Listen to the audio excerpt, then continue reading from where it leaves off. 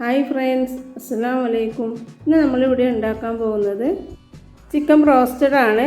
നമ്മൾ ഷോപ്പിൽ നിന്നൊക്കെ വാങ്ങിക്കുന്ന അതേ ടേസ്റ്റിലുള്ള ബ്രോസ്റ്റഡ് എങ്ങനെ വീട്ടിലുണ്ടാക്കാമെന്ന് നോക്കാം. അതിനുവേണ്ടി ആദ്യം തന്നെ ഒരു പാത്രത്തിലേക്ക് 1 ടീസ്പൂൺ കുരുമുളക് പൊടി, 1 ടേബിൾ സ്പൂൺ മുളക് പൊടി, 1 ചെറുനാരങ്ങയുടെ നീര്, 1 table spoon vinegar, 1 table spoon തൈര്, ആവശ്യത്തിനുള്ള ഉപ്പ് കുറച്ച് കൂടുതൽ തന്നെ ചേർത്ത് കൊടുക്കുക. ചിക്കന് നല്ലപോലെ ഉപ്പ് പിടിക്കണമെന്നുണ്ടെങ്കിൽ ഉപ്പ് കുറച്ച് കൂടുതൽ ചേർത്ത് കൊടുക്കുക. 1 ടേബിൾ സ്പൂൺ വെളുത്തുള്ളി പേസ്റ്റ്, 2 കപ്പ് വെള്ളവും കൂടി ഒഴിച്ച് കൊടുക്കുക. ഇത് നല്ലപോലെ ഇത് മിക്സ് ചെയ്തെടുക്കാം.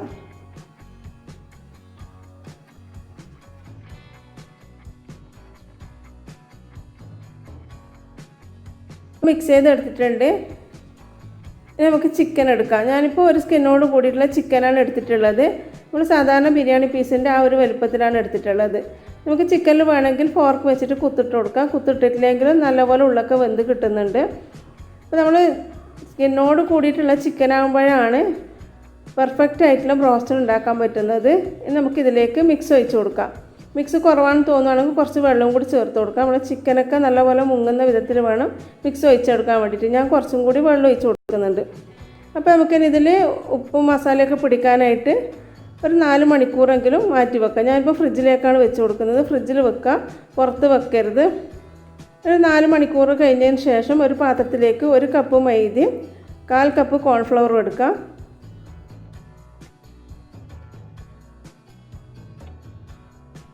1 ടീസ്പൂൺ മുളക് പൊടി ഞാൻ 1 ടീസ്പൂണേ ചേർത്തിട്ടുള്ളൂ. റോസ്റ്റഡ് ചിക്കൻ ആകുമ്പോൾ അധികം എരിവൊന്നും ഇല്ലാത്തതാണല്ലോ, അതുകൊണ്ട് 1 ടീസ്പൂണേ ചേർത്തിട്ടുള്ളൂ. നല്ല എരിവ് വേണ്ടുന്നവരുണ്ടെങ്കിൽ കുറച്ചും കൂടി മുളക് പൊടി ചേർത്ത് കൊടുക്കാം. ഇതിലേക്ക് ആവശ്യത്തിനുള്ള ഉപ്പ്, 1 ടീസ്പൂൺ വെളുത്തുള്ളി പേസ്റ്റ്, 1 മുട്ട. ഇതെല്ലാം കൂടി കുറച്ച് വെള്ളവും കൂടി ചേർത്ത് നല്ലപോലെ ഒന്ന് മിക്സ് ചെയ്തെടുക്കാം.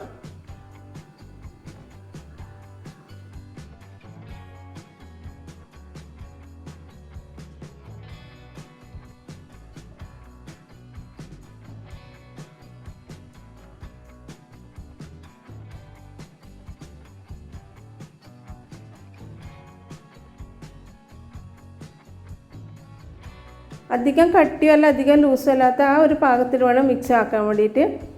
പിന്നെ നമ്മൾ ദോശയൊക്കെ ഉണ്ടാക്കുന്ന ആ ഒരു പാകത്തിലാണ് എടുത്തിട്ടുള്ളത്.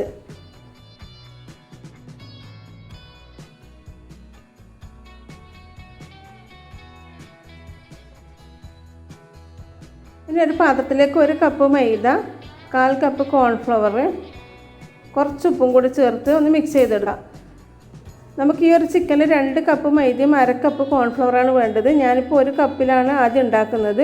അപ്പോൾ നമ്മൾ 2 കപ്പ് ഒരുമിച്ച് ഉണ്ടാക്കി കഴിഞ്ഞാൽ നമ്മൾ ചിക്കനിലുള്ള നനവൊക്കെ പൊടിയിൽ പെടുമ്പോൾ പെട്ടെന്ന് തന്നെ പൊടി കട്ട പിടിക്കും. അതുകൊണ്ട് ആദ്യം 1 കപ്പിന് ഉണ്ടാക്കിയിട്ട് ആ പൊടി കഴിഞ്ഞതിന് ശേഷം അടുത്ത 1 കപ്പ് ഉണ്ടാക്കിയാൽ മതി.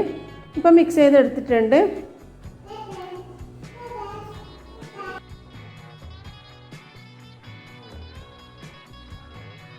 ചിക്കൻ എടുക്കാം.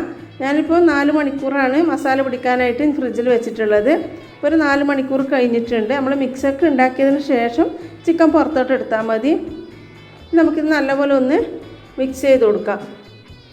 അതിന് ശേഷം നമ്മൾ നേരത്തെ ഉണ്ടാക്കി വെച്ചിട്ടുള്ള മിക്സിലേക്ക് ചിക്കൻ്റെ ഓരോ പീസ് എടുത്തിട്ട് നല്ലപോലെ ഒന്ന് മുക്കിയെടുക്കാം.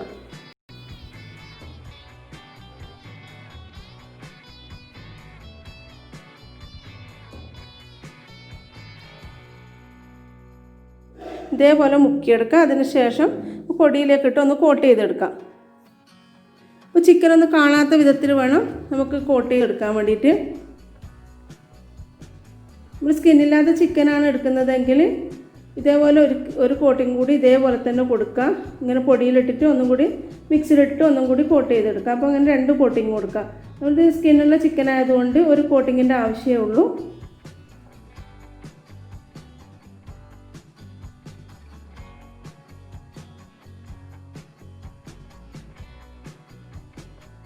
നമ്മൾ നേരത്തെ കോട്ടിങ് ചെയ്ത് വെക്കരുത്. നമ്മൾ ചിക്കനിലെ നനവൊക്കെ കോട്ടിങ്ങിൽ വരുമ്പം നമ്മൾ ഫ്രൈ ചെയ്താൽ അത്ര നന്നാവില്ല. അതുകൊണ്ട് നമ്മൾ കോട്ട് ചെയ്തതിന് ശേഷം കോട്ട് ചെയ്ത പാടെ തന്നെ നമ്മൾ ഫ്രൈ ചെയ്തെടുക്കണം. ഞാനിപ്പം 3 പീസാണ് ഇതുപോലെ കോട്ട് ചെയ്തെടുക്കുന്നത്.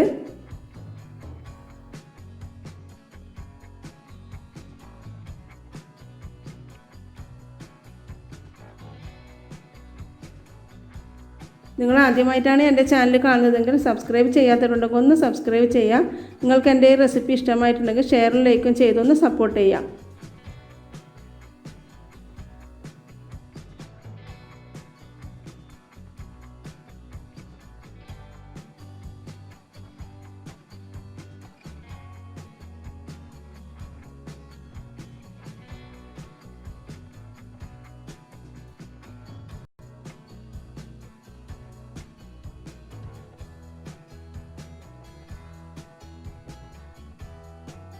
നമ്മൾ ഇതുപോലെ നല്ലപോലെ കോട്ടിങ് ചെയ്തെടുക്കാം.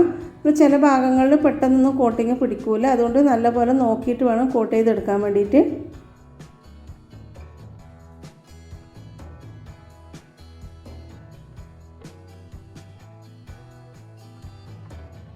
എണ്ണയൊക്കെ നല്ലപോലെ ചൂടായിട്ടുണ്ട്. ഞാൻ സൺഫ്ലവർ ഓയിലാണ് ഫ്രൈ ചെയ്യുന്നത്. നമുക്ക് ചിക്കൻ ഇട്ട് ഫ്രൈ ചെയ്തെടുക്കാം.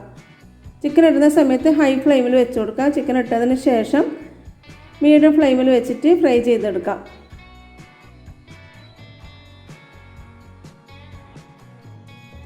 ഇപ്പോൾ ചിക്കൻ്റെ ഒരു ഭാഗം ആയിട്ട് നമുക്ക് തിരിച്ചിട്ട് കൊടുക്കാം.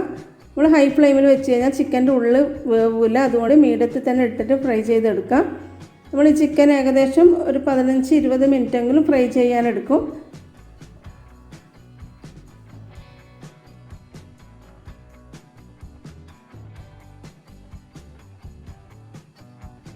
നമ്മൾ ചിക്കനൊക്കെ നല്ലപോലെ ഫ്രൈ ആയിട്ടുണ്ട്. നമുക്കിനി എണ്ണയിൽ നിന്ന് കോരി മാറ്റാം. അപ്പോൾ നമ്മൾ ഷോപ്പിൽ നിന്നൊക്കെ വാങ്ങിക്കുന്ന അതേപോലെ തന്നെ ഉണ്ട് കാണാനായിട്ട്. എല്ലാവരും ഒന്ന് ട്രൈ ചെയ്ത് നോക്കുക, എന്നിട്ട് ഫീഡ്ബാക്ക് അറിയിക്കാം.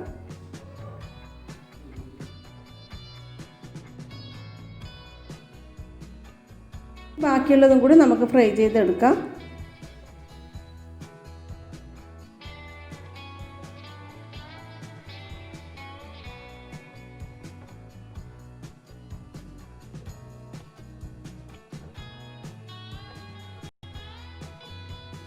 ഇൻഷാ അല്ലാഹ് മറ്റൊരു റെസിപ്പിയുമായിട്ട് നമുക്ക് വീണ്ടും കാണാം.